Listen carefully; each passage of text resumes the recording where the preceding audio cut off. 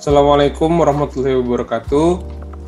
Kami dari kelompok 14 dalam kesempatan kali ini akan menjelaskan materi yang terkait dengan perjanjian lisensi.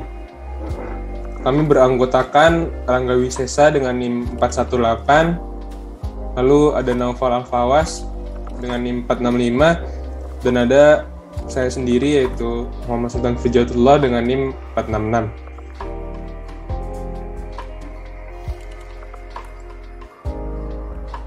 Apa sih perjanjian lisensi itu? Nah, dalam hak kekayaan intelektual, dalam istilah perjanjian lisensi, namun sebenarnya perjanjian merupakan kesepakatan yang dibuat oleh dua orang atau lebih. Sedangkan lisensi merupakan salah satu upaya bisnis yang sah dan legal untuk dapat memasarkan produk atau merek terkenal yang bukan ciptaannya.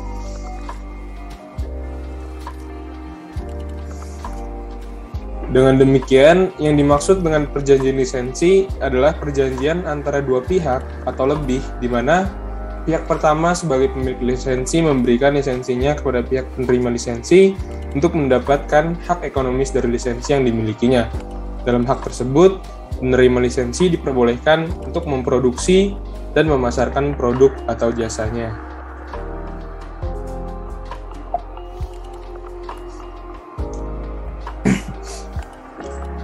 Lalu berikutnya adalah jenis-jenis kekayaan intelektual. Yang pertama yaitu paten. Paten ini adalah hak eksklusif inventor atas invensi di bidang teknologi untuk selama waktu tertentu melaksanakan sendiri atau memberikan persetujuan kepada pihak lain untuk melaksanakan invensinya. Yang kedua yaitu merek. Nah, merek ini merupakan tanda yang dapat ditampilkan secara grafis berupa gambar, logo, nama, kata, huruf, angka, dan susunan warna untuk membedakan barang dan jasa yang diproduksi oleh orang atau badan hukum dalam kegiatan perdagangan barang dan atau jasa.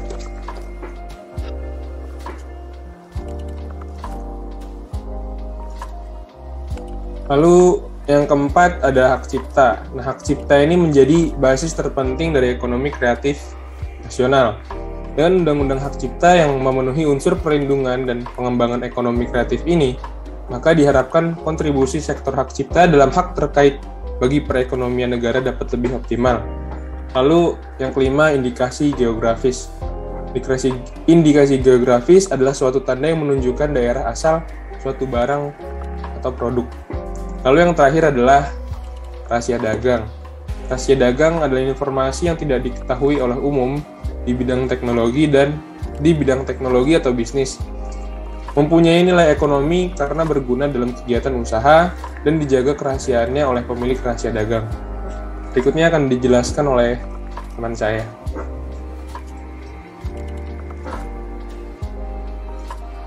Ini saya akan menjelaskan mengenai dasar hukumnya yang diatur dalam pasal 42 Undang-Undang Nomor 20 Tahun 2016 menyatakan ada beberapa aturan dalam perjanjian lisensi, yaitu yang pertama, pemilik merek terdaftar dapat memberikan lisensi kepada pihak lain untuk menggunakan merek tersebut baik sebagian maupun seluruh jenis barang dan atau jasa.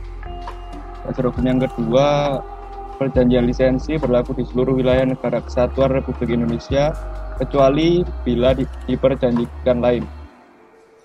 Yang ketiga, perjanjian lisensi wajib dimohonkan pencatatannya kepada menteri dengan dikenal biaya.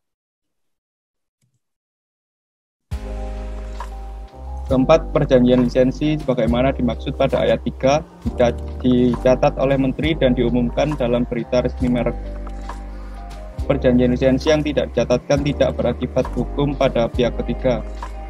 Pasal ke-6, perjanjian lisensi dilarang memuat ketentuan yang menimbulkan akibat yang merugikan perekonomian Indonesia atau memuat pembatasan yang menghambat kemampuan bangsa Indonesia dalam menguasai dan mengembangkan teknologi. Untuk mendapatkan hak dari suatu lisensi, kesepakatan antara pemilik lisensi dengan penerima lisensi harus dituangkan dalam suatu perjanjian dan didaftarkan agar berlaku pada pihak ketiga. Keharusan tersebut diatur dalam PP Nomor 36 Tahun 2018 tentang pencatatan perjanjian lisensi kekayaan intelektual. Hadirnya PP nomor 36 atau 2018 ini merupakan amanah dari beberapa aturan hukum dalam hak kekayaan intelektual, diantaranya UU nomor 28 tahun 2014 tentang hak cipta, Undang-Undang nomor 30 tahun 2000 tentang rahasia dagang, Undang-Undang nomor 31 tahun 2000 tentang desain industri, Undang-Undang nomor 32 tahun 2000 desain tata letak sirkuit terpadu, Undang-Undang nomor 13 tahun 2016 tentang paten, dan yang terakhir Undang-Undang nomor 20 tahun 2016 merek dan indikasi geografis.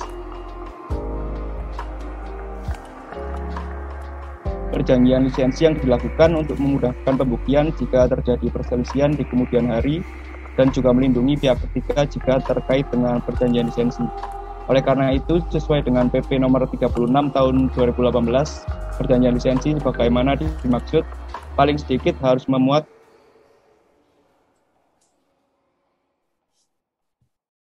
selanjutnya akan dijelaskan oleh teman saya Fawaz. Yang pertama itu ada tanggal, bulan, tahun, dan tempat perjanjian lisensi ditandatangani. Yang kedua itu ada nama dan alamat pemberian lisensi dan penerima lisensi. Yang ketiga itu ada objek perjanjian lisensi. Yang keempat ada ketentuan mengenai lisensi bersifat eksklusif dan non-eksklusif, termasuk sublisensi. Yang kelima itu jangka waktu perjanjian lisensi. Yang keenam, wilayah berlakunya perjanjian lisensi. Yang ketujuh, pihak yang melakukan pembayaran biaya tahunan untuk hak paten. Selain itu, perjanjian lisensi dilarang memuat ketentuan yang dapat antara lain pertama merugikan perekonomian Indonesia dan kepentingan internasional dan kepentingan nasional Indonesia. Yang kedua itu ada memuat pembatasan dan penghambatan kemampuan bangsa Indonesia untuk melakukan pengalihan, penguasaan, dan pengembangan teknologi. Yang ketiga itu mengakibatkan persaingan usaha tidak sehat. Dan yang keempat, bertentangan dengan ketentuan perundang-undangan, nilai-nilai agama, kesusilaan, dan ketertiban umum. Selanjutnya itu ada hak dan kewajiban pemberian lisensi dan penerima lisensi. Pemberian lisensi berkewajiban untuk antara lain yang pertama itu adalah kewajiban untuk mengusahakan dan menjamin bahwa hak-hak yang dilisensikan dapat dipergunakan dan oleh penerima lisensi. Penerima lisensi harus menjamin hak-hak yang dilisensikan akan dapat dipergunakan oleh penerima lisensi. Yang kedua itu ada kewajiban menjaga hak-hak yang dilisensikan dalam keadaan baik. Yang ketiga ada jaminan. Pada beberapa perjanjian lisensi, pemberi lisensi biasanya mencantumkan no warranty clause. Dengan ini, pemberi lisensi tidak memberi suatu jaminan apapun kepada penerima lisensi kecuali tentang apa-apa dengan cara jelas tersebut dalam perjanjian lisensi. Selanjutnya itu ada hak-hak yang dimiliki oleh pemberi lisensi. Yang pertama itu melaksanakan paten sesuai dengan jangka waktu yang telah ditentukan. Yang kedua, memberikan lisensi lebih lanjut pada pihak ketiga apabila diperjanjikan. Yang ketiga itu menuntut pembatasan lisensi kepada pembatasan lisensi apabila lisensi tidak melaksanakan perjanjian sebagaimana mestinya. Yang keempat itu mendapatkan informasi yang berhubungan dengan paten yang dilisensikan yang diperlukan oleh penerima lisensi untuk melaksanakan lisensi yang diberikan tersebut. Selanjutnya, mendapatkan bantuan tenaga ahli dan pelatihan dari pemberi lisensi mengenai cara bagaimana memanfaatkan atau menggunakan hak paten yang dilisensikan, termasuk ahli teknologi. Selanjutnya itu sudah melakukan pengembangan paten yang dilisensikan. Selanjutnya melakukan permohonan pencatatan atas perjanjian lisensi. Dan yang terakhir melakukan upaya hukum atas segala pelanggaran paten yang dilisensikan. Ini beberapa sumber dari materi kita. Sekian dari presentasi kami. Ada kurangnya mohon maaf. Wassalamualaikum warahmatullahi wabarakatuh.